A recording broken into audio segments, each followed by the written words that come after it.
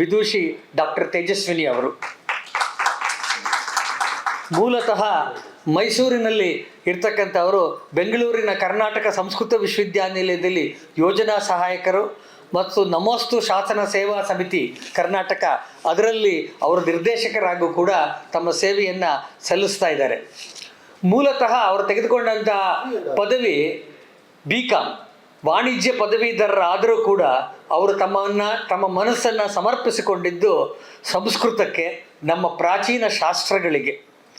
ಸಂಸ್ಕೃತದಲ್ಲಿ MA, ಅಲಂಕಾರ ಶಾಸ್ತ್ರ ವಿದ್ವತ್ನಲ್ಲಿ MA, ಜೈನ ಸಿದ್ಧಾಂತ ಅದರಲ್ಲಿ ವಿದ್ವತ್ ಮತ್ತು MA, ಜೈನ ಆಗಮ ಪ್ರವೀಣ ಶ್ರೀಮನ್ ಮಹಾರಾಜ ಸಂಸ್ಕೃತ ಕಾಲೇಜಿನಿಂದ ಅವರು ಆಗಮ ಪ್ರವೀಣ ಪ್ರಶಸ್ತಿಯನ್ನು ಪದವಿಯನ್ನು ಪಡ್ಕೊಂಡ್ರು. ಹಾಗೇನೇ ಹಿಂದಿ ಪ್ರಚಾರ ಸಭೆಯಿಂದ ಹಿಂದಿ ಪ್ರವೀಣ ಪದವಿನೂ ಕೂಡ ಪಡ್ಕೊಂಡ್ರು. ಸುಬ್ಬಯ್ಯ ಶಾಸ್ತ್ರಿಗಳು ಹೇಗೆ ಏನೇನು ಪದವಿಗಳನ್ನು ಪಡ್ಕೊಂಡ್ರು ಹಾಗೆ ಅನೇಕ ಪದವಿಗಳನ್ನು ಪಡ್ಕೊಂಡಂಥ ವಿದ್ವಾಂಸರು ವಿದೂಷಿ ತೇಜಸ್ವಿನಿ ಅವರು. ಬೆಂಗಳೂರು ವಿಶ್ವವಿದ್ಯಾಲಯದಿಂದ ತಮ್ಮ PhD ಪದವಿನ ಅವರು ಪಡ್ಕೊಂಡ್ರು. ಅದಕ್ಕೂ ಕೂಡ ಜೈನ ವರ್ಷಿಪ್ ಸರ್ಕಲ್ಸ್, ಜೈನ ಆರಾಧನಾ ಮಂಡಲಗಳಲ್ಲಿ ಬಗ್ಗೆ ಅವರು ಸಂಶೋಧನೆ ಮಾಡಿ ಅದರಲ್ಲಿ PhDನ ಪಡ್ಕೊಂಡಿರ್ತಕ್ಕಂಥದ್ದು. ಇಂಗ್ಲೀಷ್ ಮತ್ತು ಕನ್ನಡಗಳಲ್ಲಿ ಅನೇಕ ಗ್ರಂಥಗಳನ್ನು ಅವರು ಪ್ರಕಟಿಸಿದ್ದಾರೆ. ಕನ್ನಡದಲ್ಲಿ ಯೋಗ ದರ್ಶನ, ಶ್ರಾವಕ ಕರ್ತವ್ಯ, ಷಡ್ಲೇಶ ದರ್ಪಣ, ವರಸಾನುವೆಕ್ಕ, ಕನ್ನಡ ಮತ್ತು ಇಂಗ್ಲೀಷ್ ಮತ್ತು ಹಿಂದಿಯಲ್ಲಿ ಭಟ್ಟ ಅಕಲಂಕ ಚರಿತ್ರೆ, ಕನ್ನಡದಲ್ಲಿ ಕ್ರಿಯಾಸಾರ, ಸಂಸ್ಕೃತದಲ್ಲಿ ಪಂಡಿತ ರತ್ನ ಎ ಶಾಂತರಾಜಿ ಶಾಸ್ತ್ರಿ ಅವರ ಬಗ್ಗೆ ಒಂದು ಗ್ರಂಥ, ಆಚಾರಾಂಗ ಸೂತ್ರವನ್ನು ಹಿಂದಿಯಿಂದ ಇಂಗ್ಲೀಷಿಗೆ ಅವರು ಅನುವಾದಿಸಿದ್ದಾರೆ. 50ಕ್ಕೂ ಹೆಚ್ಚು ಸಂಶೋಧನಾತ್ಮಕ ಲೇಖನಗಳನ್ನು ರಾಷ್ಟ್ರೀಯ ಮತ್ತು ಅಂತಾರಾಷ್ಟ್ರೀಯ ಸಮ್ಮೇಳನಗಳಲ್ಲಿ ಮಂಡಿಸಿರ್ತಕ್ಕಂಥವರು. ಜೈನ ಧರ್ಮ ಮತ್ತು ಸಂಸ್ಕೃತ ಸಾಹಿತ್ಯದ ಬಗ್ಗೆ ಕನ್ನಡ, ಇಂಗ್ಲೀಷ್, ಸಂಸ್ಕೃತ, ಹಿಂದಿ ಮತ್ತು ಗುಜರಾತಿ ಭಾಷೆಗಳಲ್ಲಿ ಅವೆಲ್ಲವೂ ಕೂಡ ಪ್ರಕಟ ಆಗಿರ್ತಕ್ಕಂಥದ್ದು. ಇಷ್ಟೇ ಅಲ್ದಿರ ಅವರು ಕವಯಿತ್ರಿ ಕೂಡ. ಸಂಸ್ಕೃತ, ಹಿಂದಿ ಮತ್ತು ಕನ್ನಡದಲ್ಲಿ ಅನೇಕ ಕವಿತೆಗಳನ್ನು ಕೂಡ ರಚಿಸಿದ್ದಾರೆ. ಇಂಥ ವಿದೂಷಿಯಾಗಿರ್ತಕ್ಕಂಥ ತೇಜಸ್ವಿನಿ ಅವರು ಇವತ್ತು ನಮ್ಮ ಆಹ್ವಾನಕ್ಕೆ ಒಪ್ಪಿ ಇಲ್ಲಿ ಉಪನ್ಯಾಸ ಕೊಡಲು ಬಂದಿದ್ದಾರೆ. ಅವರಿಗೆ ಮಿಥಿಕ್ ಸೊಸೈಟಿಯ ಪರವಾಗಿ, ತಮ್ಮೆಲ್ಲರ ಪರವಾಗಿ ಹಾರ್ದಿಕ ಸ್ವಾಗತವನ್ನು ನಾನು ಕೋರ್ತೀನಿ.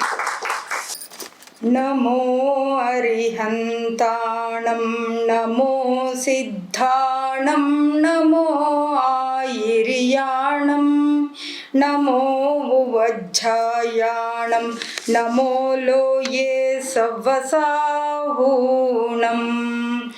ಯೇ ಸಕರೇಮಿಯಪಣಮಂ ಜಿಣವರವಸಹಸ್ಸ ವಡ್ಢಮಾಣಸ್ಸ ಸೇಸಾಣಂ ಚ ಜಿಣಾಣಂ ಶಿವಸುಹಕಂಕ ವಿಲೋಮೇಣ. ಮೋಕ್ಷ ಸುಖದ ಅಭಿಲಾಷೆಯಿಂದ ಜಿನವರರಲ್ಲಿ ಶ್ರೇಷ್ಠನಾದ ವರ್ಧಮಾನ ಸ್ವಾಮಿಗೆ ನಾನು ನಮಸ್ಕರಿಸುತ್ತೇನೆ. ಹಾಗೆಯೇ ಉಳಿದ 23 ತೀರ್ಥಂಕರರಾದ ಜಿನರಿಗೂ ಕೂಡ ವಿಲೋಮ ಕ್ರಮದಿಂದ ಅಂದರೆ ಮೇಲಿಂದ ಕೆಳಗೆ ಪರಿಪಾಟಿಯನ್ನು ಹೇಳುವ ಹಾಗೆ ಪಾರ್ಶ್ವನಾಥ ಸ್ವಾಮಿಗೆ, ನೇಮಿನಾಥ ಸ್ವಾಮಿಗೆ, ಆದಿನಾಥ ತೀರ್ಥಂಕರರಿಗೂ ಕೂಡ ನಾನು ನಮಸ್ಕರಿಸುತ್ತೇನೆ. ಮಿಥಿಕ್ ಸೊಸೈಟಿ ಬಹಳ ಪ್ರಾಚೀನವಾದ ಹೆಸರು. ಮಿತ್ ಅದಕ್ಕೆ ಸಂಬಂಧಪಟ್ಟದ್ದು ಮಿಥಿಕ್ ಸೊಸೈಟಿ ಅಂತ ಹೇಳ್ಬೋದು. ನಿಜಕ್ಕೂ ನಮ್ಮ ದರ್ಶನಶಾಸ್ತ್ರಗಳು ಗೊತ್ತಿಲ್ಲದ ಹಾಗೆ ಭಾರತೀಯರಿಗೆ ಒಂದು ಕುಲಾಚಾರ ಅಂತ ಹೇಳ್ಬೋದು.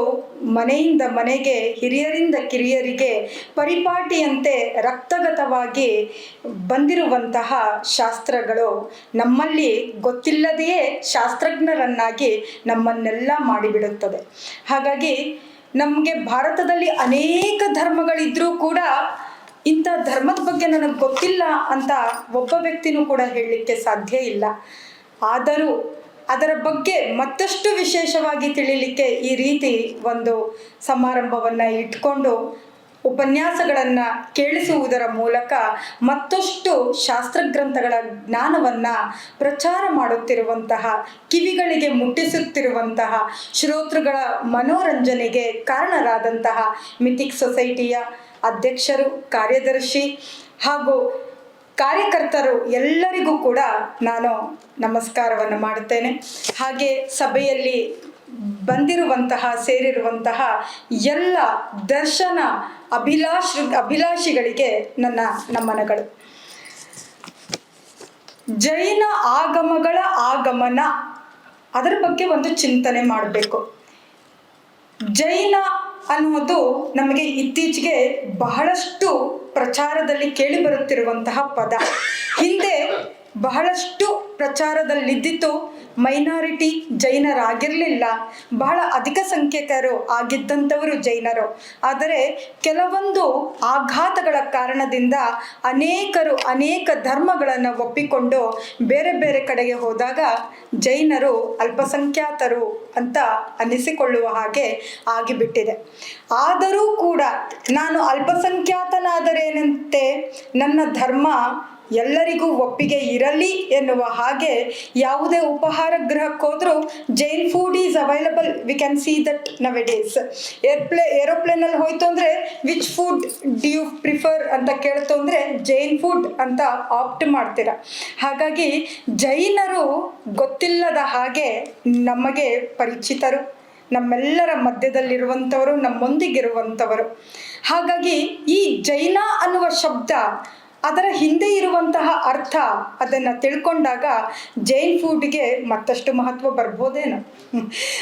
ಹಾಗಾಗಿ ಜೈನ ಅನ್ನುವಂಥದ್ದು ಪ್ರಥಮ ಪದ ಇವತ್ತಿನ ಒಂದು ಉಪನ್ಯಾಸದ ಶೀರ್ಷಿಕೆಯಲ್ಲಿ.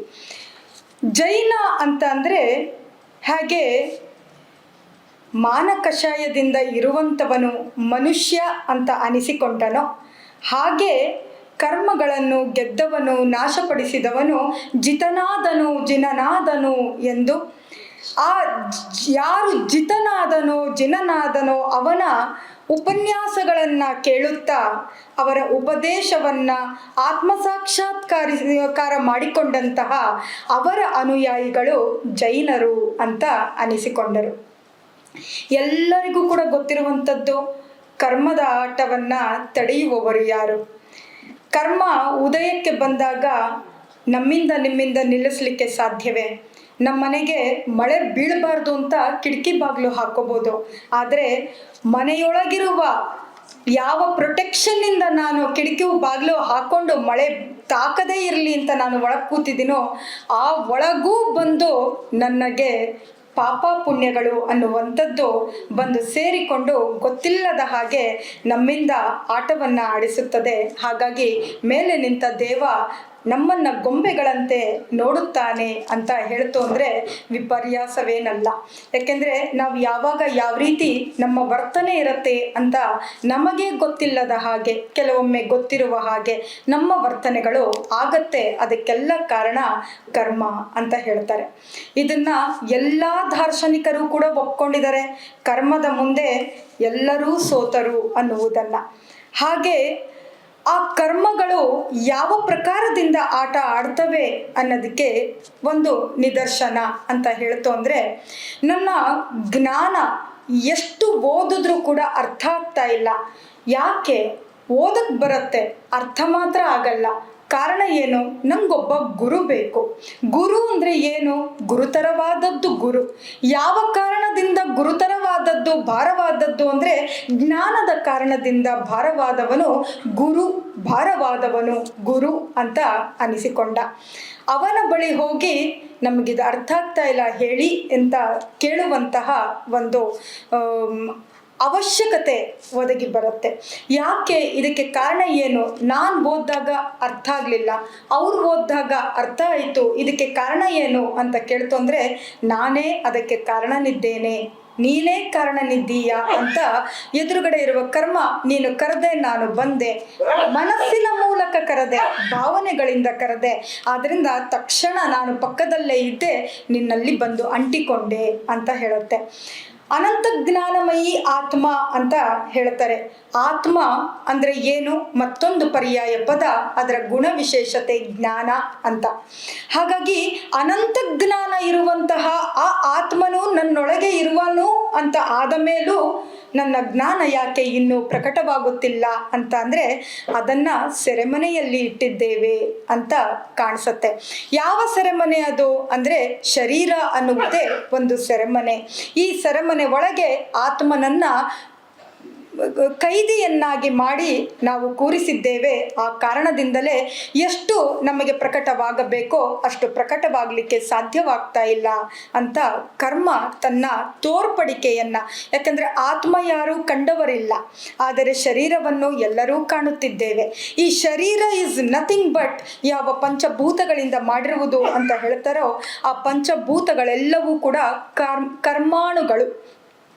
ಆ ಕರ್ಮಾಣುಗಳು ಹೇಗೆ ಒಂದು ಮುತ್ತನ್ನು ಮತ್ತೊಂದು ಮುತ್ತಿಗೆ ಪೋಣಿಸುವಿಕೆ ಆಗುತ್ತೋ ಸೂಜಿಯ ದಾರದ ಮೂಲಕ, ಹಾಗೆಯೇ ಒಂದು ಕಾಗದವನ್ನು ಮತ್ತೊಂದು ಕಾಗದದೊಂದಿಗೆ ಅಂಟಿಸುವ ಮೂಲಕ ಜೋಡಿಸುವಿಕೆ ಆಗುತ್ತೋ ಅದೇ ರೀತಿಯಿಂದ ಯಾವ ಕರ್ಮದ ಅಣುಗಳು ವೆರಿ ಮೈನ್ಯೂಟ್ ಅಣುಗಳಿದೆವೋ, ನಾವು ಯಾವ ರೀತಿ ಚಿಂತನೆಯನ್ನು ಮಾಡ್ತೀವೋ ತಕ್ಷಣ ಅದೇನಾಗತ್ತೆ, ಅಂಥದ್ದು ಮತ್ತೊಂದು ಕರ್ಮದ ಅಣುಗಳೊಂದಿಗೆ ಸೇರಿಕೊಂಡು ಅಂಟ್ಕೊಂಡು ಬಂದು ನಮ್ಮ ಶರೀರದಲ್ಲಿ ಕುಳಿತುಕೊಂಡು ಬಿಡುತ್ತದೆ. ಅದಕ್ಕೇ ಇಡೀ ಶರೀರದಲ್ಲಿ ರಂಧ್ರ ಇರುವಂತಹ ಪ್ರದೇಶ ಯಾವುದಾದರೂ ಇದೆಯಾ ಅಂದರೆ ಯಾವುದಾದರೂ ಅಂಗವಿದೆಯಾ ಅಂದರೆ ಇಲ್ಲವೇ ಇಲ್ಲ. ಸಂಪೂರ್ಣ ಶರೀರ ರಂಧ್ರಮಯ. ಆ ರಂಧ್ರದಿಂದ ಕೂದಲು ಹೊರಗಡೆ ಬರುತ್ತೆ. ಹಾಗಾಗಿ ಆ ರಂಧ್ರ ಯಾಕಿದೆ ಅಂತ ಅಂದರೆ ಯಾಕೆ ಆ ಗ್ಯಾಪ್ ಬಂತು, ಆ ಗ್ಯಾಪ್ ಯಾಕೆ ಕ್ಲೋಸ್ ಆಗಿಲ್ಲ ಅಂತ ಅಂದರೆ ಒಂದು ಅಣು ಮತ್ತೊಂದು ಅಣುವಿನೊಂದಿಗೆ ಜೋಡಣೆಯಾದಾಗ ಅದು ಸ್ವಲ್ಪ ಗ್ಯಾಪನ್ನು ಪಡ್ಕೊಳ್ಳುತ್ತೆ. ಆ ಗ್ಯಾಪ್ ಮೂಲಕವೇ ರೋಮ ಅನ್ನುವಂಥದ್ದು ಹೊರಗಡೆ ಬರುವಂಥದ್ದು. ಆದ್ದರಿಂದ ಸಂಪೂರ್ಣ ಶರೀರವನ್ನು ನಾವು ಈಗ ಹೇಳ್ತೀವಿ ಪೋರ್ಸ್ ಅಂತ ಹೇಳ್ತೀವಿ. ವಯಸ್ಸಾಗ್ತಾ ಇದ್ದಂಗೆ ಪೋರ್ಸ್ ಎಲ್ಲ ಲಾರ್ಜ್ ಆಗ್ತಾ ಹೋಗುತ್ತೆ. ಮತ್ತೆ ಬ್ಯೂಟಿ ಪಾರ್ಲರ್ಗೆ ಹೋಗ್ತಾರೆ, ಮತ್ತೆ ಮಾಸ್ಕ್ ಹಾಕ್ಕೊತಾರೆ, ಟೈಟ್ ಮಾಡ್ಲಿಕ್ಕೆ ಪ್ರಯತ್ನ ಪಡ್ತಾರೆ. ಈ ರೀತಿ ಅನೇಕ ವಿಧಗಳ ಮೂಲಕ ಆ ಪೋರ್ಸ್ ಎನ್ಲಾರ್ಜ್ಮೆಂಟನ್ನು ಮತ್ತೆ ಕ್ಲೋಸ್ ಮಾಡಲಿಕ್ಕೆ ಪ್ರಯತ್ನ ಪಡ್ತಾರೆ. ಸೊ ಇದು ಯಾವುದು ಪೋರ್ಸ್ ಅಂತ ಅಂದರೆ ಒಂದು ಅಣು ಮತ್ತೊಂದು ಅಣುವಿನೊಂದಿಗೆ ಜಾಯಿಂಟ್ ಆಗಿರುವಂತಹ ಮಧ್ಯದ ಒಂದು ರಂಧ್ರವೇ ಆ ಪೋರ್ಸ್ ಅಂತ ಅನ್ನುವಂಥದ್ದು ಅಂತ ಹೇಳಬಹುದು. ಇದು ಎಲ್ಲವೂ ಕೂಡ ಹಾಗಾಗಿ ಸಂಪೂರ್ಣ ಶರೀರ ಏನಾಗಿದೆ ಕರ್ಮದಿಂದ ನಿರ್ಮಿತವಾದಂತಹ ಒಂದು ಶರೀರ. ಇದರೊಳಗೆ ನಾನಿದ್ದೇನೆ ಎನ್ನುತ್ತದೆ ಆತ್ಮ. ಹಾಗಾಗಿ ಇದನ್ನ ಶರೀರ ನಾಮಕರ್ಮ ಅಂತ ಹೇಳ್ತಾರೆ. ಆ ನಾಮಕರ್ಮದ ಉದಯದಿಂದ ಈ ಶರೀರ ಅನ್ನುವಂಥದ್ದು ಬಂದಿರುವಂಥದ್ದು. ಜೈನರು 8 ಕರ್ಮಗಳನ್ನು ಒಪ್ಕೊಳ್ತಾರೆ. ಜ್ಞಾನಾವರಣೀಯ, ದರ್ಶನಾವರಣೀಯ, ಮೋಹನೀಯ, ಅಂತರಾಯ, ವೇದನೀಯ, ನಾಮ, ಗೋತ್ರ ಹೀಗೆ. ಅದರಲ್ಲಿ ಜ್ಞಾನ ಯಾಕೆ ಮಗು ಒಂದು ಆ ಅಂತ ಬರೆಸಿದ್ರು ಕೂಡ ಒಂದು ಮಗು ಆ ಅಂತ ಬರೆಯೋದಕ್ಕೆ ಸ್ವತಂತ್ರವಾಗಿ ಕೈ ಬಿಟ್ಟು ಬರೀಲಿಕ್ಕೆ 1 ತಿಂಗಳನ್ನು ತೆಗೆದುಕೊಂಡ್ರೆ ಒಂದು ಮಗು 1 ದಿನದಲ್ಲೇ ಆ ಅನ್ನುವುದನ್ನು ಕಲಿಯಿತು. ಯಾಕೆ 2 ಮಕ್ಕಳಿಗೂ ಒಬ್ಬಳೇ ಗುರು ಆದರೂ ಕೂಡ ಈ ವ್ಯತ್ಯಾಸ ಯಾಕೆ ಅಂತ ಅಂದರೆ ಅದರ ಕರ್ಮದ ಘನತೆ ಆ ರೀತಿ ಇದೆ. ಆತ್ಮನ ಪ್ರಕಾಶ ಹೇಗೆ ಆಕಾಶದಲ್ಲಿ ಚಂದ್ರ ಅಲ್ಲಿ ಇಲ್ಲಿ ಮೋಡಗಳ ಮಧ್ಯದಲ್ಲಿ ಮಿಣುಕು ಹಾಕುತ್ತಾ ಕಾಣಿಸಿಕೊಳ್ಳುತ್ತಾನೋ ಅದೇ ರೀತಿಯಿಂದ ಆತ್ಮನ ಪ್ರಕಾಶಕ್ಕೆ ಮರೆಮಾಚುವಂತೆ ಮೋಡದ ರೀತಿಯಲ್ಲಿ ಜ್ಞಾನಾವರಣೀಯ ಜ್ಞಾನದ ಆವರಣ ಮಾಡಿರುವಂತಹ ಕರ್ಮ ಕೂತ್ಕೊಂಡಿರುತ್ತೆ. ಆದ್ದರಿಂದ ಅದು ಅಷ್ಟು ಪ್ರಕಟವಾಗೋದಿಲ್ಲ ಅಂತ ಹೇಳ್ತಾರೆ. ಹೀಗೆ ಜ್ಞಾನಾವರಣೀಯ, ದರ್ಶನಾವರಣೀಯ, ಮೋಹನೀಯ, ಅಂತರಾಯ ಎನ್ನುವಂತಹ ಈ 4 ಕರ್ಮಗಳು ಆತ್ಮನಿಗೆ ನೇರವಾಗಿ ಘಾತ ಮಾಡುತ್ತೆ ಅನ್ನುವ ಕಾರಣದಿಂದ ಅದನ್ನು ಘಾತಿ ಕರ್ಮ ಅಂತ ಹೇಳ್ತಾರೆ. ಯಾವಾಗ ಒಬ್ಬ ಜೀವ ಇಲ್ಲಿ ಬಂದು ತಪಶ್ಚರ್ಯೆಯನ್ನ ಮಾಡ್ತಾನೋ ತಪಸ ನಿರ್ಜರಾಚ ಅಂತ ತತ್ವಾರ್ಥ ಸೂತ್ರದಲ್ಲಿ ಉಮಾಸ್ವಾಮಿ ಆಚಾರ್ಯರು ಹೇಳ್ತಾರೆ. ತಪಸ್ಸಿನ ಮೂಲಕ ಏನು ತಪ ಅಂದರೆ ತಪ್ಯತೆ ಇತಿ ತಪಃ ಅಂತ ಅಂದರೆ ತಪಿಸುವುದು, ಕಾಯಿಸುವುದು. ಯಾವುದನ್ನು ಕಾಯಿಸುವುದು? ಶರೀರವನ್ನು ದಂಡಿಸುವುದೇ ಕಾಯಿಸುವುದು ಅಂತ ಅನ್ನಿಸ್ಕೊಳ್ಳುತ್ತೆ. ಅದಕ್ಕೆ ತಪ ಅಂತ ಹೇಳಿರುವಂಥದ್ದು. ಶರೀರವನ್ನು ಯಾಕೆ ದಂಡಿಸಬೇಕು ಅಂತ ಅಂದರೆ ಶರೀರ ಎಲ್ಲಿಯವರೆಗೆ ನಿಯಂತ್ರಣದಲ್ಲಿರೋದಿಲ್ವೋ ಅಲ್ಲಿಯವರೆಗೆ ನಾನು ಆತ್ಮನೊಳಗೆ ನೆಲೆಸಲು ಸಾಧ್ಯವಿಲ್ಲ ಅಂತ ಹೇಳುತ್ತೆ. ಹಾಗಾಗಿ ಯಾವಾಗ ಮೃದುತ್ವ ಬರುತ್ತೋ ಆ ಮೃದುತ್ವದ ಮೂಲಕ ನಾನು ನನ್ನನ್ನು ಕಾಣಲು ಸಾಧ್ಯ ಸಾಧ್ಯ, ಇಲ್ಲವಾದರೆ ಸಾಧ್ಯವಿಲ್ಲ. ಹಾಗಾಗಿ ಆ ಜ್ಞಾನ ಪ್ರಕಟವಾಗಬೇಕು, ನನ್ನನ್ನು ನಾನು ಕಾಣಲಿಕ್ಕೆ ಅಂತರಂಗದಲ್ಲಿ ನಾನು ಇಳಿಬೇಕು ಅಂದರೆ, ಅದು ಕಾಣಬೇಕು ಅಂದರೆ ಅದಕ್ಕೆ ತಪಮಾರ್ಗ ಮಾತ್ರ ಸಾಧ್ಯ ಅಂತ ಹೇಳ್ತಾರೆ. ದೇಹ ದಂಡನೆಯ ಮೂಲಕ ತನ್ನ ಆತ್ಮನೊಳಗೆ ಇದ್ದು ಆಗ ತಪ ಮಾಡಬೇಕು ಅಂತಿಲ್ಲ. ಯಾವಾಗ ನಾನು ನನ್ನ ಆತ್ಮನೊಳಗೆ ನೆಲೆಸಲು ಪ್ರಯತ್ನಿಸುತ್ತೇನೋ ಹೊರಗಡೆಯಿಂದ ನನ್ನ ಶರೀರದ ಎಲ್ಲ ಚಟುವಟಿಕೆಗಳು ನಿಂತು ಹೋಗುತ್ತದೆ. ಹಾಗೆ ನಿಂತಾಗ್ಲೇ ನೀರು ಕೇಳಿದ್ರು ಬೇಡ, ಆಹಾರನೂ ಬೇಡ, ಹಸಿವೆನೂ ಗೊತ್ತಿಲ್ಲ, ಬಾಯಾರಿಕೆನೂ ಗೊತ್ತಿಲ್ಲ. ಅದೇ ಉಪವಾಸ ಅಂತ ಅನಿಸಿಕೊಂಡಿತ್ತು. ಅಂದರೆ ಉಪ ಅಂದರೆ ಸಮೀಪ, ವಾಸ ಅಂದರೆ ಇರುವಿಕೆ. ಆಹಾರದ ತ್ಯಾಗ, ಡಯಟಿಂಗ್ ಈಸ್ ನಾಟ್ ಉಪವಾಸ. ಉಪವಾಸ ಅಂದರೆ ಆತ್ಮನ ಸಮೀಪದಲ್ಲಿ ವಾಸ ಮಾಡುವಿಕೆ, ಅದು ಉಪವಾಸ. ಆ ರೀತಿ ಉಪವಾಸದಲ್ಲಿ ನಾನು ಕುಳಿತಾಗ ಆಟೋಮೆಟಿಕ್ ಆಗಿ ಹೊರಗಡೆ ಯಾವ ಪ್ರಕಾರದ ಆಹಾರವೂ ಕೂಡ ನನಗೆ ಬೇಡವಾಗಿ ಹೋಗುತ್ತದೆ. ಅದನ್ನು ಉಪವಾಸ ಅಂತ ಕರೆದಿರೋದು. ಆದರೆ ನಮಗೆಲ್ಲರಿಗೂ ಕೂಡ ಚಿಕ್ಕವಳಿದ್ದಾಗಲಿಂದ ಒಂದು ಹಾಡು ಕೇಳಿ ಅಭ್ಯಾಸ, ಆಚೆ ಮನೆಯ ಸುಬ್ಬಮ್ಮನೆಗೆ ಏಕಾದಶಿ ಉಪವಾಸ, ಎಲ್ಲೋ ಸ್ವಲ್ಪ ತಿಂತಾರಂತೆ ಉಪ್ಪಿಟ್ಟು ಅವಲಕ್ಕಿ ಪಾಯಸ. ಈ ರೀತಿನೇ ಕೇಳ್ಕೊಂಡು ಬಂದು ಉಪವಾಸ ಅಂದರೆ ಆಹಾರದ ತ್ಯಾಗವೇ ಉಪವಾಸ ಅಂತ ಅಂದುಕೊಂಡು ಬಿಟ್ಟ ಹಾಗೆ ಆಗುತ್ತದೆ.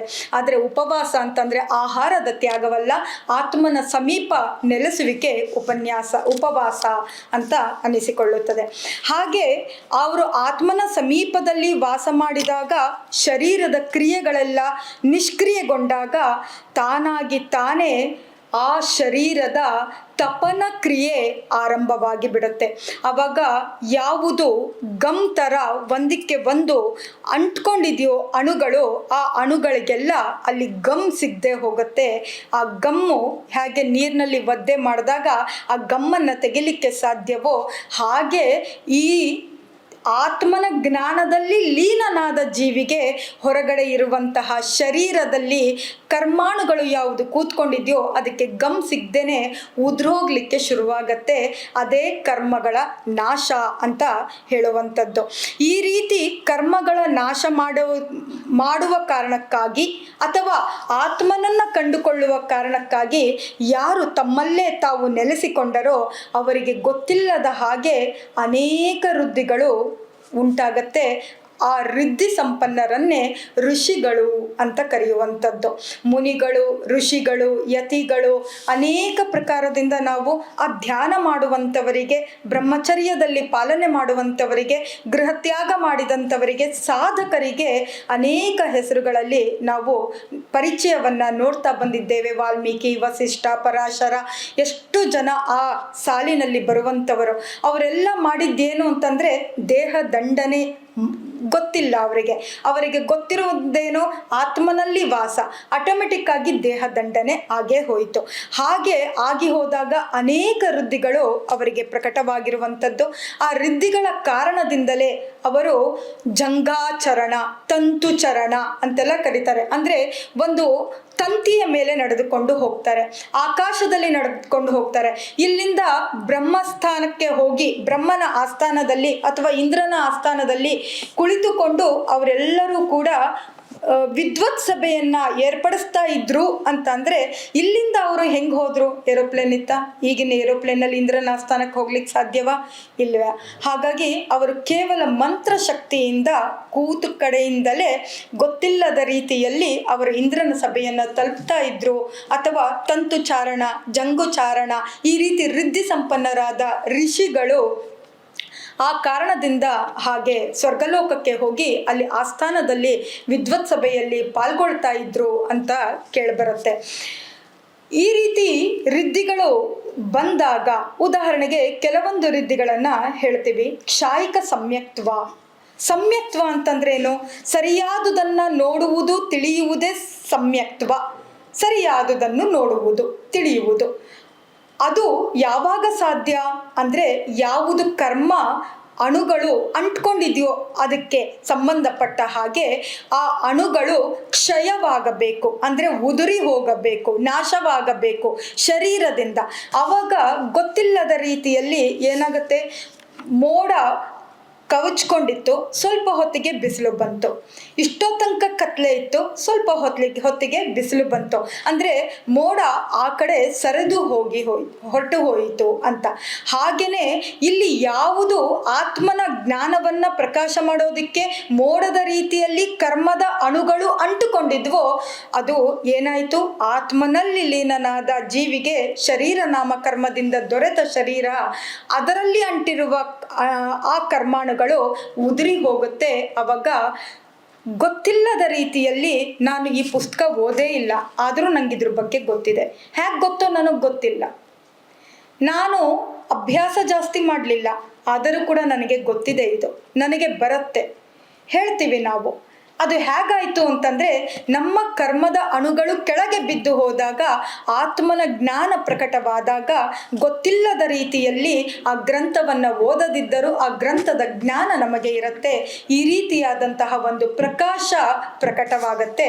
ಅದಕ್ಕೆ ಹೇಳುವಂಥದ್ದು ಕ್ಷಾಯಿಕ ಸಮ್ಯಕ್ತ್ವ ಅಂತ. ಆ ರೀತಿ ಸರಿಯಾದುದು ಯಾವಾಗ ತಿಳಿದು ಬರಲು ಆರಂಭವಾಯಿತೋ ಆವಾಗ ಕ್ಷಾಯಿಕ ಸಮ್ಯಕ್ತ್ವದಲ್ಲಿ ನಿಂತುಕೊಂಡು ಆತ್ಮನ ಆ ಜ್ಞಾನವನ್ನ ರಮಣ ಮಾಡುತ್ತಿರುವಂತಹ ಋಷಿಗೆ 4 ತಿಂಗಳಾಗೋಗಿದೆ ಗೊತ್ತಿಲ್ಲ, 1 ವರ್ಷವಾಗಿದೆ ಗೊತ್ತಿಲ್ಲ, ಹಾಗೇ ನಿಂತು ಬಿಟ್ಟಿದ್ದಾರೆ ಅಥವಾ ಹಾಗೇ ಕುಳಿತು ಬಿಟ್ಟಿದ್ದಾರೆ, ಗೊತ್ತಾಗಲೇ ಇಲ್ಲ ಏನಾಗಿದೆ ಇದು. ಅಥವಾ ಬೆಳಗ್ಗೆ ಆಯಿತೋ ಸಂಜೆ ಆಯಿತೋ ಅವರಿಗೆ ಗೊತ್ತಿಲ್ಲ, ದಿನಗಳು ಕಳೆದು ಹೋದವ, ಮಾಸಗಳು ಕಳೆದು ಹೋದವ ಅವರಿಗೆ ಗೊತ್ತಿಲ್ಲ. ಆ ರೀತಿಯಲ್ಲಿ ನಿಷ್ಪ್ರಕಂಪರಾಗಿ, ಅಂದರೆ ಅಲುಗಾಡದೆ, ಹತ್ರ ಇದ್ದವರು ಇವ್ರು ಸತ್ತಿದಾರೋ ಬದುಕಿದಾರೋ ಅಂತ ಮೂಗ್ ಹತ್ರ ಬೆರಳಿಟ್ಟು ನೋಡಬೇಕು ಅನ್ನುವ ಹಾಗೆ ಅವರು ನಿಂತುಕೊಂಡು ಬಿಡುತ್ತಾರೆ. ಅವರು ಆತ್ಮನ ಆ ಪ್ರಕಟಿತವಾದಂತಹ ಪ್ರಕಾಶವನ್ನ ನೋಡ್ತಾ ನಿಂತ್ಕೊಂಡ್ಬಿಡ್ತಾರೆ. ಹಾಗೆ ನೋಡ್ತಾ ನಿಂತವರಿಗೆ ಎಷ್ಟು ದಿನ ಆಯಿತು, ಎಷ್ಟು ತಿಂಗಳಾಯಿತು ಗೊತ್ತಿಲ್ಲ.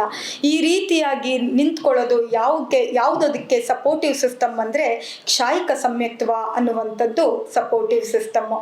ಹಾಗೆಯೇ ಅವರು ಆ ರೀತಿಯಾಗಿ ಸಮ್ಯಕ್ತ್ವದಲ್ಲೇ ನಿಂತ್ಕೊಂಡ್ಬಿಟ್ಟಾಗ ಏನಾಯಿತು, ಇನ್ನೂ ಒಳಗಡೆ ಹೋಗಲಿಕ್ಕೆ ದ್ವಾರಗಳು ಉದ್ಘಾಟಿತವಾಗತ್ತೆ. ಆ ರೀತಿ ಉದ್ಘಾಟಿತವಾದಾಗ ಜ್ಞಾನಾವರಣೀಯ ಕರ್ಮ ನಾಶವಾಗತ್ತೆ. ಅವಾಗ ಅನಂತ ಜ್ಞಾನ ಪ್ರಕಟವಾಗತ್ತೆ. ಯಾಕೆಂದರೆ ಲುಕ್ ಅನ್ನುವಂಥದ್ದು ಧಾತು. ಲುಕ್ ಅಂದರೆ ನೋಡುವುದು ಅಂತ.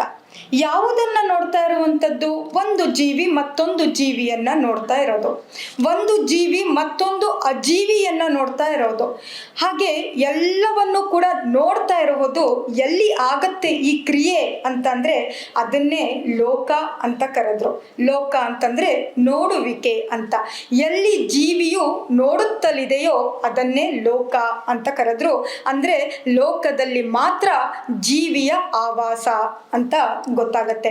ಹಾಗೆಯೇ ಲೋಕವನ್ನ ಹೊರತುಪಡಿಸಿ ಮತ್ತೊಂದು ಲೋಕವಿದೆ, ಆದರೆ ಅಲ್ಲಿ ಜೀವಿಯ ವಾಸವಿಲ್ಲ.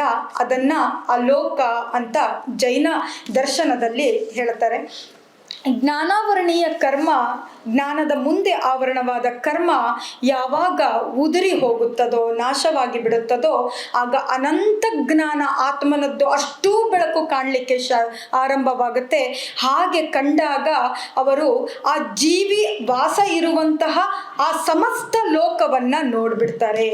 ಅದರಿಂದ ನೋಡ್ತಾ ನೋಡ್ತಾ ಒಂದು ಮ್ಯಾಥಮೆಟಿಕ್ ಪ್ರಾಬ್ಲಮ್ ಸಾಲ್ವ್ ಮಾಡ್ತು ಅಂದರೆ ಆ ಮಗುವಿಗೆ ಎಷ್ಟು ಆನಂದವಾಗತ್ತೋ ಹಾಗೆಯೇ ಆ ಲೋಕದ ಜ್ಞಾನವನ್ನು ನೋಡುತ್ತಿರುವಂತಹ ಆ ಜೀವಿಗೆ ಅಷ್ಟೇ ಆನಂದವಾಗುತ್ತೆ. ಆದ್ದರಿಂದ ಅವರು ಅದರಿಂದ ಹೊರಗೆ ಬರಲಿಕ್ಕೆ ಇಷ್ಟಪಡೋದಿಲ್ಲ. ಧ್ಯಾನದಲ್ಲಿ ಏನು ಮಾಡ್ತಿದ್ದಾರೆ, ಏನು ಕಣ್ಮುಚ್ಕೊಂಡು ಏನು ಮಾಡೋಕ್ಕೆ ಸಾಧ್ಯ? How he will be enjoying meditation ಅಂತ ಅಂದರೆ ಆ ಜ್ಞಾನದ ಒಂದು ಸುಖ ಎಲ್ಲ ಸುಖಗಳಿಗಿಂತ ಮಿಗಿಲಾದದು. ಒಂದು ಹೊತ್ತು ಜಾಮೂನ್ ತಿಂದೆ, ಜಾಮೂನ್ ಪ್ರಿಯೆ. ಎಷ್ಟೊತ್ತಿತ್ತು? ಒಂದು ಕ್ಷಣ, ನಾಲಿಗೆಯಿಂದ ಕೆಳಗಡೆ ಇಳಿಯುವವರೆಗೂ, ನಾಲಿಗೆಯಲ್ಲಿ ಇರುವವರೆಗೂ ನನಗೆ ಆ ಸುಖ. ಮತ್ತೆ ಏನಾಗುತ್ತೆ, ಮಾರನೇ ದಿನ ಜಾಮೂನ್ ಕೊಟ್ಟರೆ ಹಾಂ ತಿಂತೀನಿ. ಯಾಕೆ? ಕ್ಷಣ ಮಾತ್ರದ್ದು ಆ ಸುಖ. ಆದ್ರಿಂದ ಪ್ರತಿ ಕ್ಷಣ ಅದನ್ನ ತೆಗೆದುಕೊಳ್ಳಿಕ್ಕೆ ಬಯಕೆ ಆಗತ್ತೆ. ಹಾಗಾದ್ರೆ ಸರಿ, ಒಂದ್ ಜಾಮೂನ್ ಬದಲು 10 ಜಾಮೂನ್ ತಿನ್ಬಿಡು, ಜಾಮೂನ್ ಬಿಟ್ಬಿಡು ಅಂತ ಅಂದ್ರೆ ಆಗಲ್ಲ. ಅತಿಯಾಗಿ ಜಾಮೂನ್ ತಿಂದ್ರೂ ಕೂಡ ವಾಂತಿ ಬರೋ ಹಾಗೆ ಆಗತ್ತೆ, ಸಿಹಿ ಸಿಹಿ ಸಿಹಿ ಅಂತ ಆಗ್ಬಿಟ್ಟು. ಅದೇ ಜ್ಞಾನವನ್ನ ಇವತ್ತು ಓದಿದ್ರಿ, ನಾಳೆನೂ ಓದ್ತೀರಾ, ನಾಡಿದ್ದು ಓದ್ತೀರಾ. ಯಾವಾಗ್ಲಿಂದ ಆರಂಭವಾಗಿರೋದು? ಯಾವಾಗ್ಲಿಂದ ನಂದು ತೊದಲು ನುಡಿ ಶುರುವಾಯ್ತೋ ಅವಾಗ್ಲಿಂದ ನಂದು ಚಾಂಟಿಂಗ್ ಅನ್ನೋದು ಶುರುವಾಯ್ತು. ಮನೇಲಿ ಇದ್ದವರೆಲ್ಲರೂ ಕೂಡ ಅಮರಕೋಶ ಹೇಳ್ಕೊಡ್ಲಿಕ್ಕೆ ಶುರು ಮಾಡಿದ್ರು, ಸುಭಾಷಿತ ಹೇಳ್ಕೊಡಕ್ ಶುರು ಮಾಡಿದ್ರು, ಪ್ರಾರ್ಥನೆಗಳನ್ನ ಹೇಳ್ಕೊಡಕ್ ಶುರು ಮಾಡಿದ್ರು. ಹೋಗ್ಲಿ, ಈ ಏಜ್ ಬಂದಿದ್ದೀನಿ, ಈ ಏಜ್ ನಲ್ಲಿ ಸ್ಟಾಪ್ ಆಗ್ಬೇಕಲ್ವಾ? Somehow it should end up. ಇನ್ನೂ ಎಂಡ್ ಆಗ್ತಾನೆ ಇಲ್ಲ. ಯಾಕೆಂತಂದ್ರೆ ಬೆಳಗ್ಗೆಯಿಂದ ಕೂತ್ಕೊಂಡು ನಿಮ್ಮ ಮುಂದೆ ಏನ್ ಮಾತಾಡ್ಲಿ ಅಂತ 4 ಪೇಜ್ ಬರ್ದಿದ್ದೀನಿ, ಆದ್ರೂ ಕೂಡ ನೋಡೋದಕ್ಕೆ ಪುರ್ಸೊತ್ತಿಲ್ಲ. ಯಾಕಂದ್ರೆ ನಾನು ನಿಮ್ಮನ್ನು ನೋಡ್ತಾ ಇದ್ದೀನಿ. ಹಾಗಾಗಿ ಈ ಜ್ಞಾನದ ಹರಿಯುವಿಕೆ ಸುಖ ಕೊಡ್ತಾ ಇದೆಯೋ ಇಲ್ವೋ ಅವತ್ತಿಂದ ಇವತ್ತಿನವರೆಗೂ. ಅದೇ ಜಾಮೂನು ಒಂದು ಹಂತದವರೆಗೆ ತಿಂತೀರಾ, ಆಮೇಲೆ ಬೇಡ ನನಗೆ ಸ್ವೀಟ್ ಬಿಟ್ಬಿಟ್ಟಿದ್ದೀನಿ, ಶುಗರು ಅಂತ ಹೇಳ್ತೀರಾ.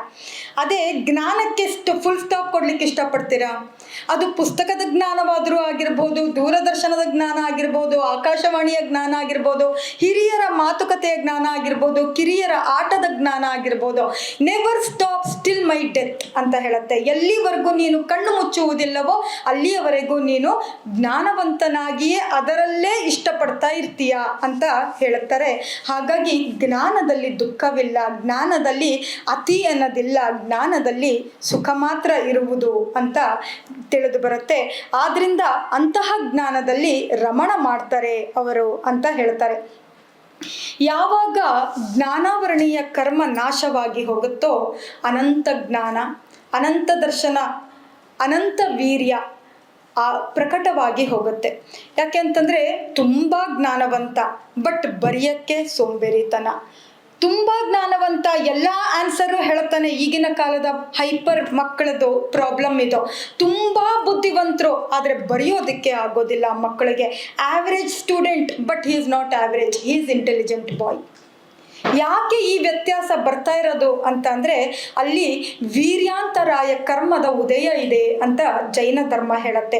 ವೀರ್ಯಾಂತರಾಯ ಅಂತ ಅಂದ್ರೆ ಏನು? ವೀರ್ಯ ಅಂದ್ರೆ ಶಕ್ತಿ ಅಂತ ಅರ್ಥ, ಉತ್ಸಾಹ ಅಂತ ಅರ್ಥ. ದೇಹದಲ್ಲಿ ಉತ್ಸಾಹವೇ ಇಲ್ಲದಿದ್ದರೆ, ಮನಸ್ಸಿನಲ್ಲಿ ಉತ್ಸಾಹವೇ ಇಲ್ಲದಿದ್ದರೆ ಓದೋದಿಕ್ಕಾದ್ರೂ ಮನಸ್ಸು ಬರುತ್ತಾ? ಕೇಳೋದಿಕ್ಕಾದ್ರೂ ಮನಸ್ಸು ಬರುತ್ತಾ? ಅಥವಾ ಅದರಲ್ಲೇ ಲೀನರಾಗಿರ್ಲಿಕ್ಕೆ ಆದ್ರೂ ಮನಸ್ಸು ಬರುತ್ತಾ? ಬರೋದೇ ಇಲ್ಲ ಮನಸ್ಸು. ಹಾಗಾಗಿ ವೀರ್ಯಾಂತರಾಯ ಕರ್ಮವು ಕೂಡ ನಾಶವಾಗಬೇಕು. ಆಗ ಯಾವ ಲೋಕದ ಜ್ಞಾನ ಪ್ರಕಟವಾಗುತ್ತೋ ಆ ಲೋಕದ ಜ್ಞಾನದಲ್ಲಿ ಮುಳುಗಿಕೊಳ್ಳಲು, ಅನುಭವಿಸಲು, ಅದರಲ್ಲೇ ರಮಣ ಮಾಡಲು ಸಾಧ್ಯವಾಗತ್ತೆ ಅಂತ ಜೈನ ದರ್ಶನದಲ್ಲಿ 8 ಕರ್ಮಗಳ ಬಗ್ಗೆ ಹೇಳಬೇಕಾದ್ರೆ ಹೇಳ್ತಾರೆ. ಹಾಗಾಗಿ ಜ್ಞಾನಾವರಣೀಯ ಕರ್ಮ, ಮೋಹನೀಯ ಕರ್ಮ, ದರ್ಶನಾವರಣೀಯ ಕರ್ಮ, ಹಾಗೆ ವೇದನಿ ಅಂತರಾಯ ಕರ್ಮ, ಈ 4 ಆತ್ಮನಿಗೆ ಅತ್ಯಧಿಕವಾಗಿ ನೇರವಾಗಿ ಶೂಟ್ ಮಾಡುವಂಥದ್ದು ಅಂತ ಹೇಳಬಹುದು. ಅದರಿಂದ ಬಹಳ ಏನಂತ ಹೇಳ್ತಾರೆ, ತುಂಬ ನಮಗೆ ಅನ್ಯಾಯ ಆಗಿ ಹೋಗುತ್ತದೆ. ತಿಳಿಬೇಕಾದದ್ದು ತಿಳಿಯಕ್ಕಾಗಲ್ಲ, ಮಾಡಬೇಕಾದದ್ದು ಮಾಡೋಕ್ಕಾಗಲ್ಲ. ಹಾಗಾಗಿ ಮೊದಲು ಮೋಹವನ್ನು ಗೆಲ್ಲಬೇಕು ಅಂತ ಹೇಳ್ತಾರೆ. ಮೋಹದ ಆವರಣ ನಾಶ ಆಗ್ತಾ ಇದ್ದಂಗೆ ಜ್ಞಾನಾವರಣೀಯ ಪ್ರಕಟವಾಗೇ ಹೋಯಿತು. ದರ್ಶನ ಅನಂತ ದರ್ಶನ ಪ್ರಕಟವಾಗಿ ಹೋಯಿತು, ಅನಂತ ಜ್ಞಾನ ಪ್ರಕಟವಾಗಿ ಹೋಯಿತು, ಅನಂತ ವೀರ್ಯ ಪ್ರಕಟವಾಗಿ ಹೋಯಿತು. ಹಾಗೆಯೇ ಅಂತರಾಯ ಕರ್ಮಗಳು, ನಾನು ಓದ್ತಾ ಇದ್ದೀನಿ, ಟೈಮ್ ಆಗೋಯ್ತು, ತುಂಬ ಇಂಟ್ರೆಸ್ಟಿಂಗು, ಆದರೆ ಮುಗಿಸ್ಲೇಬೇಕು. ಇದು ಅಡೆತಡೆ ಅಂತ ಹೇಳುವಂಥದ್ದು. ಈ ಅಡೆತಡೆಗಳು ಇಲ್ಲದೆ ಇರುವ ಹಾಗೆ ನಿರಂತರವಾಗಿ ಆ ಜ್ಞಾನದ ಸುಖದಲ್ಲಿ ಇರುವಿಕೆ ಅಂತರಾಯ ಕರ್ಮ ನಾಶವಾದಾಗ ಆಗುವಂಥದ್ದು.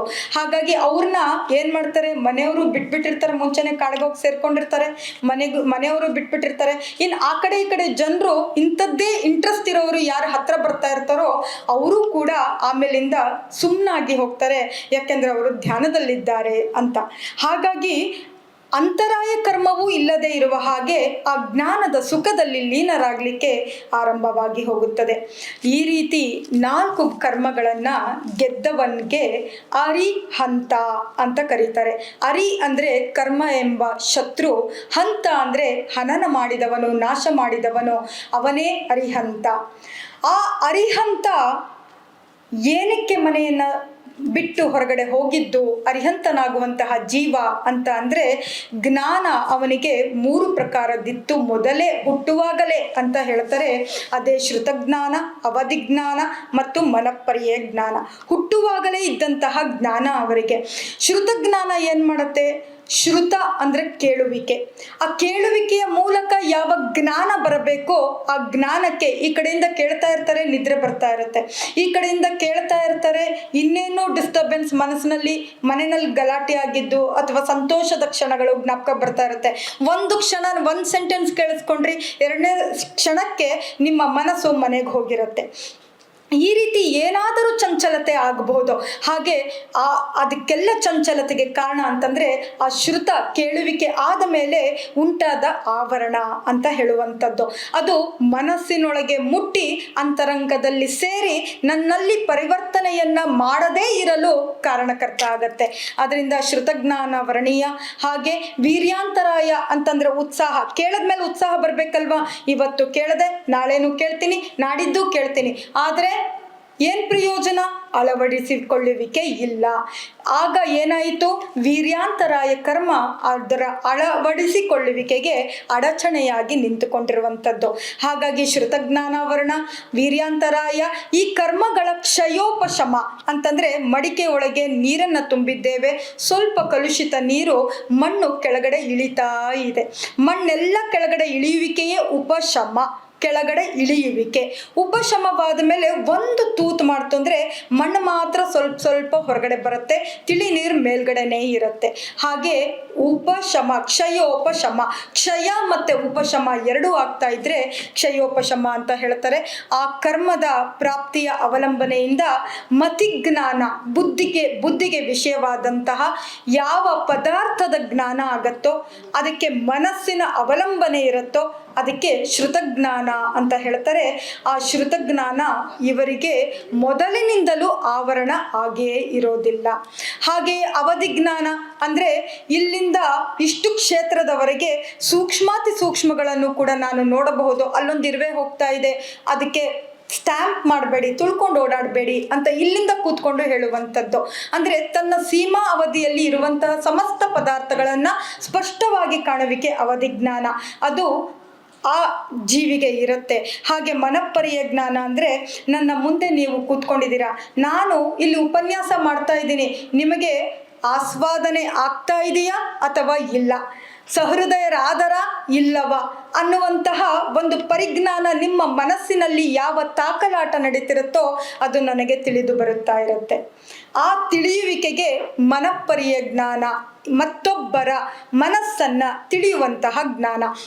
ಇವು 3 ಕೂಡ ಯಾರು ಮೋಕ್ಷಕ್ಕೆ ಅದೇ ಭವದಲ್ಲಿ ಹೋಗ್ತಾರೋ ಅವರಿಗೆ ಪ್ರಕಟವಾಗಿರುತ್ತೆ ಅಂತ ಹೇಳ್ತಾರೆ. ಅದರಲ್ಲಿ ತೀರ್ಥಂಕರಾಗುವಂತಹ ಜೀವಿಗೆ ಮಾತ್ರ, ಎಲ್ಲರಿಗೂ ಅಲ್ಲ. ತೀರ್ಥಂಕರ ಅಂತ ಅಂದರೆ ತೀರ್ಥ. ನಾವು ಮಂದಿರಕ್ಕೆ ಹೋಯ್ತು ಅಂದರೆ ತೀರ್ಥ ಕೊಡ್ತಾರೆ. ಯಾಕೆ ತೀರ್ಥ ಕೊಡ್ತಾರೆ? ಪ್ರದಕ್ಷಿಣೆ ಹಾಕ್ಕೊಂಡು ಬಂದಿದ್ವಿ, ಸುಸ್ತಾಗಿರುತ್ತೆ, ಬಾಯಿ ಒಣಗಿರುತ್ತೆ, ಚಾಂಟ್ ಮಾಡಬೇಕು ಅಥವಾ ಚಾಂಟ್ ಮಾಡಿರ್ತೀರ, ಗಂಟ್ಲು ಕೂಡ ಒಣಕೊಂಡಿರುತ್ತೆ, ಸ್ವಲ್ಪ ಆಯಾಸ ನೀಗಲಿ, ಅದಕ್ಕೆ ಏನು ಮಾಡ್ತೀವಿ? ತೀರ್ಥ ರೂಪದಲ್ಲಿ ಅವರ ಅಭಿಷೇಕದ ಜಲದ ಗ್ರಹಣೆಯನ್ನು ಮಾಡ್ತೇವೆ. ಅಂದರೆ ಗಂಟಲಿಗೆ ಹಿತಕರ, ಮುಂದಕ್ಕೆ ಮತ್ತೆ ನಮ್ಮ ಪ್ರಯಾಣವನ್ನು ಮಾಡ್ಕೋಬೋದು ಅನ್ನುವ ಹಾಗೆಯೇ ನನ್ನ ಆ ಮನಸ್ಸಿಗೆ ಗಂಟಲು ಶರೀರದ್ದಾಯಿತು, ಹಾಗೆಯೇ ನನ್ನ ಮನಸ್ಸಿಗೆ ತೀರ್ಥ ಬೇಕು. ಆ ತೀರ್ಥ ಯಾವುದು ಅಂತಂದರೆ ಉಪದೇಶ ಎನ್ನುವ ತೀರ್ಥ ಬೇಕು. ಯಾಕೆ ತೀರ್ಥ ಬೇಕು ಅಂತಂದರೆ ಮನಸ್ಸು ತುಂಬ ದುಃಖದಲ್ಲಿದೆ. ನನ್ನ ಗಂಡ ಹಾಗೆ ಮಾಡಿದ್ರು, ನನ್ನ ಮಕ್ಕಳು ಹೀಗೆ ಮಾಡಿದ್ರು, ನಮ್ಮತ್ತೆ ಹಾಗೆ ಮಾಡಿದ್ರು, ಬರೀ ಇದರಲ್ಲೇ ವರ್ಕ್ ಪ್ಲೇಸ್ಗೆ ಹೋಯ್ತು ಅಂದರೆ ಪ್ರಿನ್ಸಿಪಾಲ್ ಹಾಗೆ ಮಾಡಿದ್ರು, ಇವ್ರು ಹೀಗೆ ಮಾಡಿದ್ರು, ಎಲ್ಲ ಕಡೆನೂ ಕೂಡ ದುಃಖ ಇಲ್ಲದೆ ಇರುವಂತಹ ವ್ಯವಸ್ಥೆಯೇ ಇಲ್ಲ.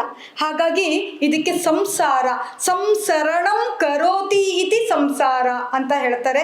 ಅಂದರೆ ಗತಿಗಳಲ್ಲಿ ತಿರುಗುತ್ತಿರುತ್ತದೆ. 4 ಗತಿಗಳು: ದೇವಗತಿ, ಮನುಷ್ಯಗತಿ, ತಿರ್ಯಂಚಗತಿ, ನರಕಗತಿ.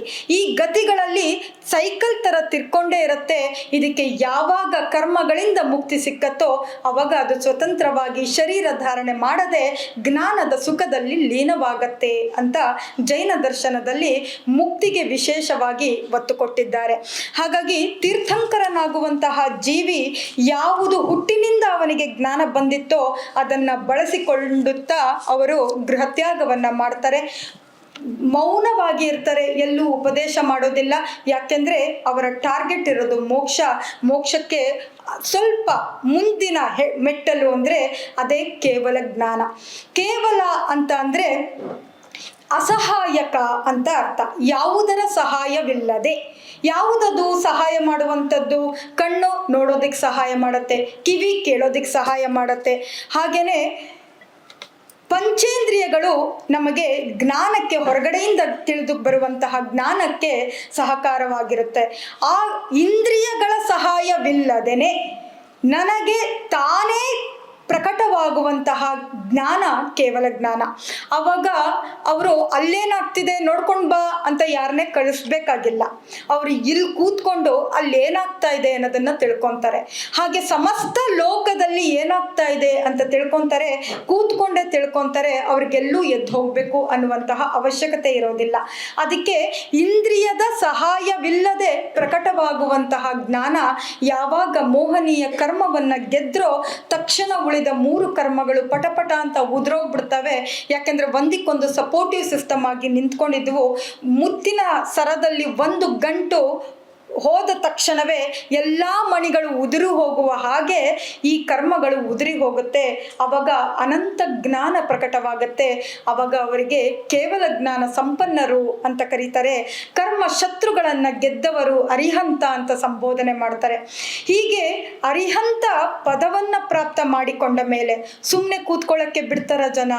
ಸುಮ್ಮನೆ ಕೂತ್ಕೊಳ್ಳೋಕೆ ಅವ್ರಿಗೆ ಪರ್ಮಿಷನ್ ಇದೆಯಾ? ಪರ್ಮಿಷನ್ ಇಲ್ಲ. ಎಲ್ಲಿವರೆಗೂ ಅವರಿಗೆ ಜ್ಞಾನ ಪ್ರಕಟವಾಗಲಿಲ್ವೋ ಅಲ್ಲಿವರೆಗೂ ಪರ್ಮಿಷನ್ ಇತ್ತು ಸುಮ್ಮನೆ ಕೂತ್ಕೊಳ್ಳೋದಕ್ಕೆ. ಒಂದು ಸತಿ ಜ್ಞಾನ ಪ್ರಕಟವಾದ ಮೇಲೆ ಇನ್ನು ಅವ್ರಿಗೆ ಕೂತ್ಕೊಳ್ಳೋದಕ್ಕೆ ಪರ್ಮಿಷನ್ ಇಲ್ಲ. ಯಾಕೆಂದರೆ ಅವರು ಈಗ ಮೋಕ್ಷಕ್ಕೆ ಮುಟ್ತಾರೆ.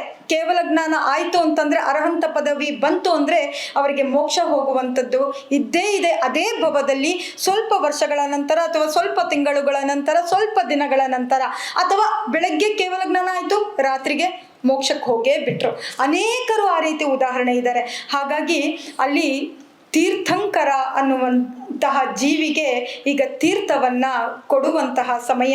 ಹಾಗಾಗಿ ಹೇಗೆ ಮಿಥಿಕ್ ಸೊಸೈಟಿನಲ್ಲಿ ಒಂದು ಸಭೆ ಮಾಡಿ ಇಲ್ಲಿ ಎಲ್ಲರ ಆಗಮನವಾಗಿ ನಾವು ಹೇಳುವಂತಹ ಒಂದು ಕ್ರಿಯೆ ಆಗ್ತಾ ಇದೆಯೋ ಹಾಗೆಯೇ ಅಲ್ಲಿಯೂ ಒಂದು ಸಭೆ ನಡೆಯುತ್ತೆ.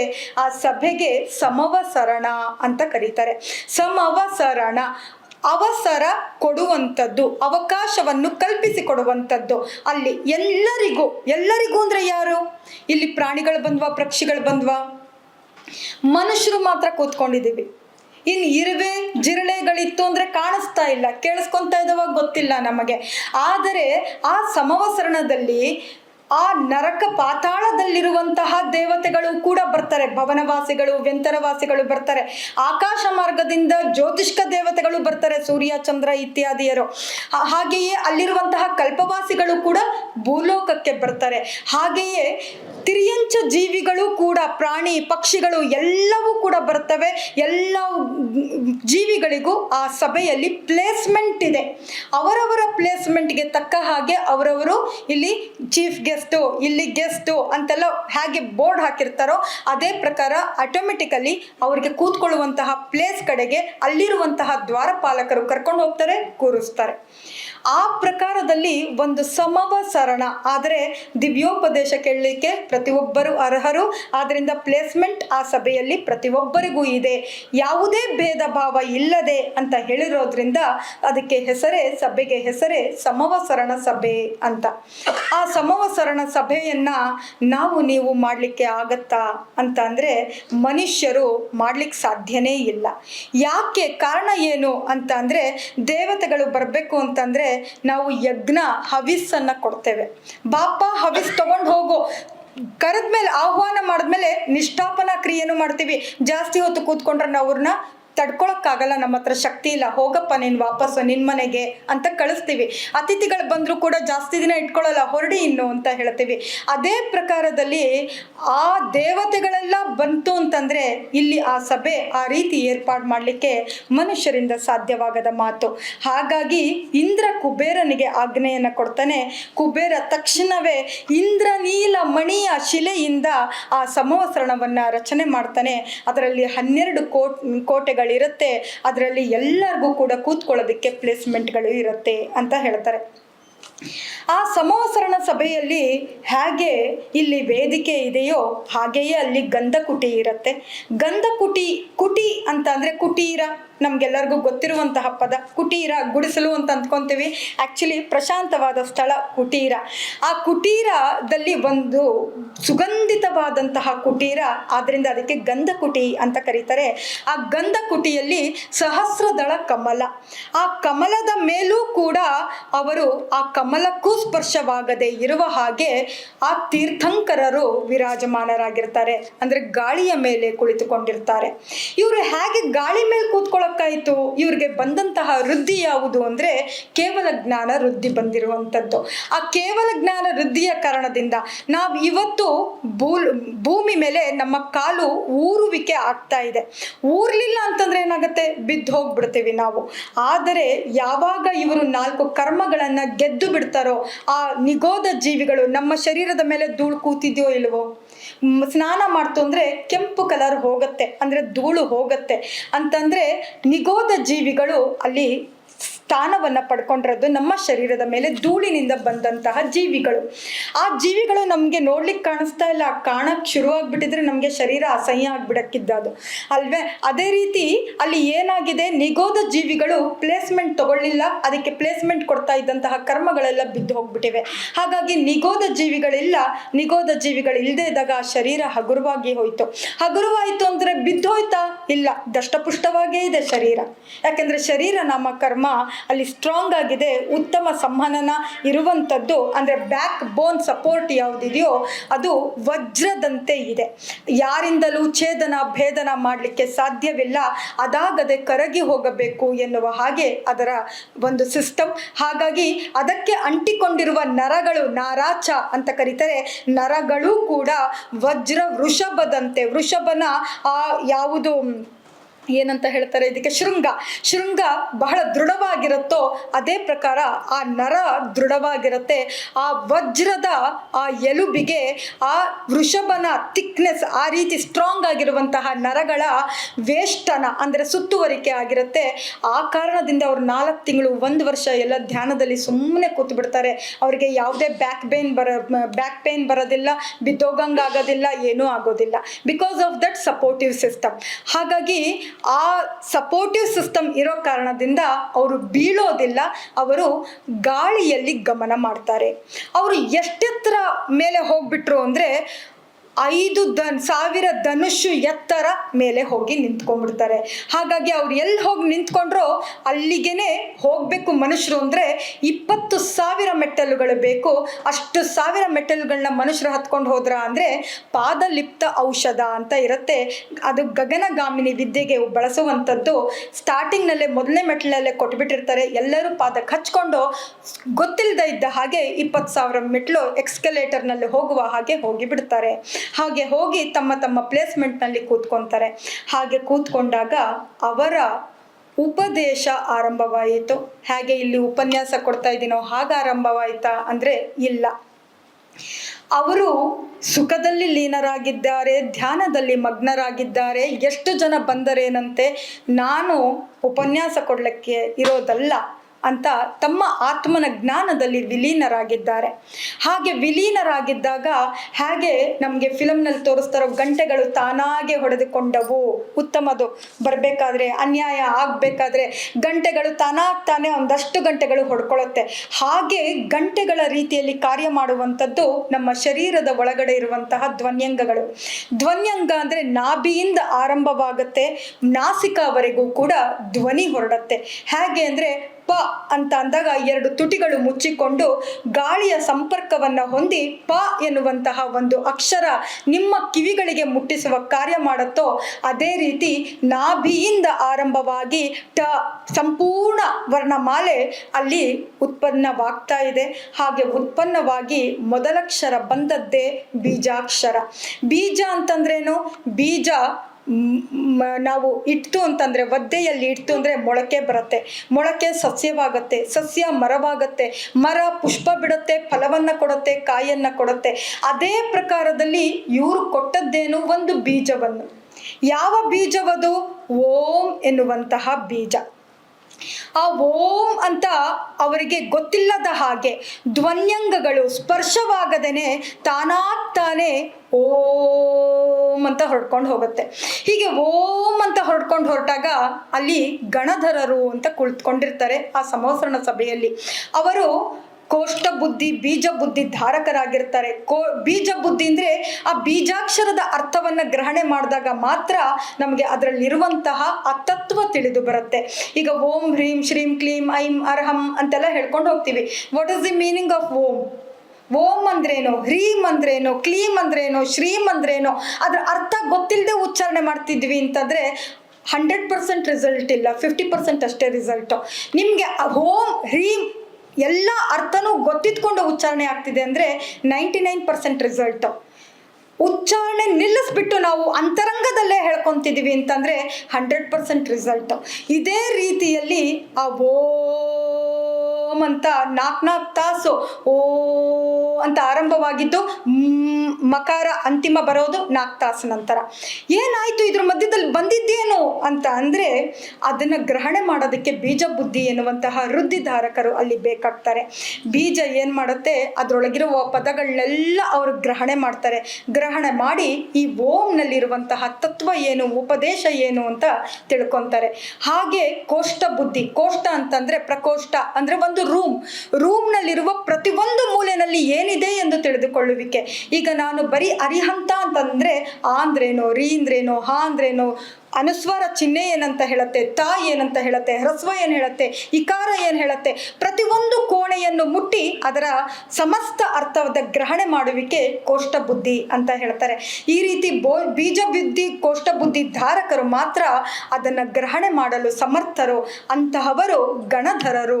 ಗಣ, ಅದೊಂದು ಗಣ ಇರುತ್ತೆ, ಆ ಗಣದಲ್ಲಿ ಅವರು ನಾಯಕರಾಗಿ ಕುಳಿತುಕೊಂಡಿರ್ತಾರೆ. ಇವರು ಹೇಳುವಂತಹ 4 ಗಂಟೆಯ ನಿರಂತರ ಓಂಕಾರ ದಲ್ಲಿ ಮಧ್ಯಮ ಪದವನ್ನು ಗ್ರಹಣೆ ಮಾಡ್ತಾರೆ. ಮಧ್ಯಮ ಪದ ಎಷ್ಟು ಅಂತ ಅಂದರೆ ಅದು 72,000 ಅದೆಷ್ಟೋ ಚಿಲ್ಲರೆ ಅಕ್ಷರಗಳೆಲ್ಲ ಸೇರಿ ಸಮಸ್ತ ಒಂದು ಪದವಾಗಿದೆ. ಬಾಣಭಟ್ಟನ ಕಾದಂಬರಿ ಇದ್ದ ಹಾಗೆ ಇಲ್ಲಿ ಆರಂಭವಾಯಿತು ಅಂದರೆ ಚಾಪ್ಟರ್ ಮುಗಿದ್ಮೇಲೆ ಫುಲ್ ಸ್ಟಾಪ್ ಕೊಡ್ತಾನೆ ಅವನು. ಹಾಗೇನೆ ಮಧ್ಯಮ ಪದ ಅನ್ನೋದು ಸುದೀರ್ಘವಾದದ್ದು. ಆ ಮಧ್ಯಮ ಪದವನ್ನು ಗ್ರಹಣೆ ಮಾಡಿದಂತಹ ಬೀಜ ಬುದ್ಧಿ ಕೋಷ್ಠ ಬುದ್ಧಿ ಧಾರಕರು ಅದರಿಂದ ಅವರು ಹೇಳುವಂತಹ ಸಮಸ್ತ ಲೋಕದ ಜ್ಞಾನವನ್ನು ಅರ್ಥಕೊಂಡ್ಬಿಟ್ರು. ಲೋಕದಲ್ಲಿ ಏನಿದೆ? ಜೀವ ಇದೆ. ಜೀವ ಇದೆ ಅಂದರೆ ಇನ್ನೂ ಯಾವುದಿದೆ? ಆ ಜೀವ ಇದೆ. ಹಾಗಾದರೆ ಜೀವಿ ಬಂದಿಲ್ಲಿ ಕೂತ್ಕೊಂಡು ಏನು ಮಾಡ್ತಾನೆ? ಪುಣ್ಯ ಪಾಪಗಳ ಕಾರ್ಯಗಳನ್ನು ಮಾಡ್ತಾನೆ. ಅದಕ್ಕೆ ಏನಂತ ಹೇಳ್ತಾರೆ? ಆಗಮನ, ಆಶ್ರವ ಅಂತ ಹೇಳ್ತಾರೆ. ಹಾಗೇನೆ ಅದು ಬಂದ ಮೇಲೆ ತಡ್ಕೊಳಕ್ಕಾಗ್ತಾ ಇದೆಯಾ ಅವನಿಗೆ? ಆಗ್ತಾ ಇಲ್ಲ. ನಗ್ತಾ ಇದ್ದಾನೆ ಒಂದ್ಸತಿ ಅಳ್ತಾ ಇದ್ದಾನೆ, ಹುಚ್ಚರಂಗಿದ್ದಾನೆ ಇವನು. ಹಾಗಾಗಿ ಅದು ಬಂದದ್ದು ಏನಾಗಿದೆ? ಬಂಧವಾಗ್ತಾ ಇದೆ ಅಂದರೆ ಕೂತ್ಕೊತಾ ಇದೆ, ಸ್ಟಾಕ್ ಉಳ್ಕೊತಾ ಇದೆ. ಉಳ್ಕೊಂಡು ಮುಂದಿನ ಭಾವಕ್ಕೆ ಬೇಕಲ್ಲ ನಮಗೆ, ಅದಕ್ಕೆ ಮುಂದಿನ ಭಾವಕ್ಕೂ ಕೊಡ್ತಾ ಇದೆ. ಹಾಗಾಗಿ ಆ ಬಂಧವಾಗಿರುವಂಥದ್ದನ್ನು ಸಂವರ ಅಂದರೆ ತಪಶ್ಚರ್ಯ ಮೂಲಕ ಗೋಡೆಯನ್ನು ಹಾಕಬೇಕು, ಅದೇ ಸಂವರ. ಅದು ಗೋಡೆ ಹಾಕಿದ್ಮೇಲೆ ಒಳಗಡೆ ಅದನ್ನು ಕ್ಲಿಯರ್ ಮಾಡಬೇಕು, ಅದೇ ನಿರ್ಜರ.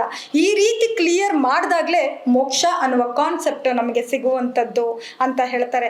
ಈ ವಿಷಯವನ್ನು 6 ಲೋಕದಲ್ಲಿ ಇರದೆ 6 ದ್ರವ್ಯಗಳು, ಜೀವ ದ್ರವ್ಯ, ಅಜೀವ ದ್ರವ್ಯ, ಆಕಾಶ ದ್ರವ್ಯ, ಕಾಲದ್ರವ್ಯ, ಹೀಗೆ 6 ದ್ರವ್ಯಗಳು ಸೇರಿ ಸಮಸ್ತ ಲೋಕವಾಗಿದೆ, ಅದನ್ನು ಅವರು ತಿಳಿದರು, ನೋಡಿದರು, ಅದನ್ನೇ ತಿಳಿಸಿದರು. ಹಾಗಾಗಿ ಆ ಲೋಕದ ಜ್ಞಾನದಲ್ಲಿ ರಮಣ ಮಾಡುತ್ತಿರುವಂತಹ ಆ ತೀರ್ಥನಿಗೆ, ಯಾರಿಗೆ ಮತ್ತೊಬ್ಬರ ಮನಸ್ಸಿಗೆ ಸುಖವನ್ನು ನೀಡುವಂತಹ, ಮೋಕ್ಷದ ಮಾರ್ಗವನ್ನು ತಲುಪಿಸುವಂತಹ ಒಂದು ಮಾರ್ಗದ ಉಪದೇಶವು ದೊರೆಯಿತೋ, ಆ ಉಪದೇಶವನ್ನು ತಿಳಿಯುತ್ತಾ ಆ ಗಣಧರರೆಲ್ಲರೂ ಕೂಡ ಅದನ್ನು ಏನು ಮಾಡಿದ್ರು, ಗ್ರಂಥದ ರೂಪದಲ್ಲಿ ಅದನ್ನು ವಿಭಾಗ ಮಾಡಿಬಿಟ್ರು. ಹೇಗೆ ಬಂದಿದ್ದು, ಒಂದು ಲಂಸಮ್, ಹೇಗೆ ವೇದ ಬಂತೋ ಹಾಗೆ ಲಂಸಮ್, ಆಮೇಲೆ ಹೇಗೆ ವ್ಯಾಸ ಮಹರ್ಷಿಗಳು ಋಗ್ವೇದ ಯಜುರ್ವೇದ ಅಂತ ಮಾಡಿದ್ರು, ಹಾಗೆ ಗಣಧರರು ಏನು ಮಾಡಿದ್ರು, 12 ಅಂಗಗಳಲ್ಲಿ ಇದನ್ನು ಡಿವಿಷನ್ ಮಾಡಿದ್ರು. 12 ಅಂಗಗಳಲ್ಲಿ ಡಿವಿಷನ್ ಮಾಡಿ ಇದರಲ್ಲಿ ಈ ಜ್ಞಾನವಿದೆ, ಇದರಲ್ಲಿ ಈ ಜ್ಞಾನವಿದೆ, ಈ ರೀತಿಯಾಗಿ ಸೆಗ್ರಿಗೇಷನ್ ಅನ್ನು ಮಾಡಿದ್ರು. ಸೆಗ್ರಿಗೇಷನ್ ಮಾಡಿದ್ಮೇಲೆ ಅದರ ಒಟ್ಟು ಪದ ಸಂಖ್ಯೆ 1,10,10,000, 1,30,30,000 ಈ ಗ್ರಂಥದ ಪರಿಮಾಣ ಅಂತ ಅಲ್ಲಿ ಸಂಖ್ಯೆಯನ್ನು ಹೇಳ್ತಾ ಹೋದರು. ಈ ಸಂಖ್ಯೆ ಯಾಕೆ ಹೇಳಿದ್ದು ಅಂತಂದರೆ, ಮಹಾಭಾರತದ ಶ್ಲೋಕ ಸಂಖ್ಯೆ ಎಷ್ಟು ಹೇಳ್ತೀವಿ, ಪದ ಸಂಖ್ಯೆ ಎಷ್ಟು ಹೇಳ್ತೀವಿ, ರಾಮಾಯಣದ ಶ್ಲೋಕ ಸಂಖ್ಯೆ ಎಷ್ಟು ಹೇಳ್ತೀವಿ, ಪದ ಸಂಖ್ಯೆ ಎಷ್ಟು ಹೇಳ್ತೀವಿ.